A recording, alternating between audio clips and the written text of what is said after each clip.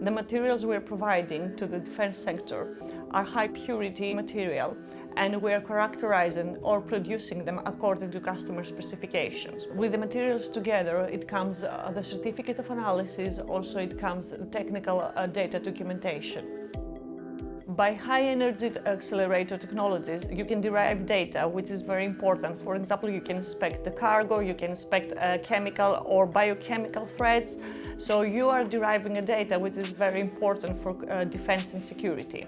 When the customer came to us and discussed about their application, which the application was including high-energy accelerators, which are using superconducting magnets. We discussed with the customer about the material, about the conditions that this experiment is going on, about also what will be more the requirements of the magnetic fields that they applied, and etc. Goodfellow works very closely and side by side with defense sectors and industry. For example, we can provide perovskites for sensor applications, or Kevlar for the body armor, or, as we said, graphene or other materials in general.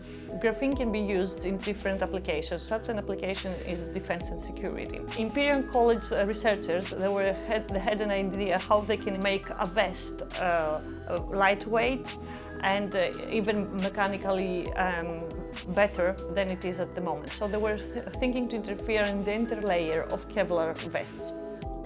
The challenge was also including to remove the ceramic shell of the Kevlar body armor. In the beginning, they started to introduce spider silk, but it is very difficult to produce it, and also it is very expensive. So they went to silkworms. But the silks have lower mechanical strength than the spider silk. Therefore, they added graphene.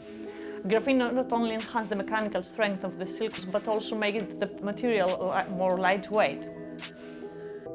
Goodfellow's range of materials is limitless, from polymers to ceramics, from metals to composites, for nanomaterials to metamaterials, I would say.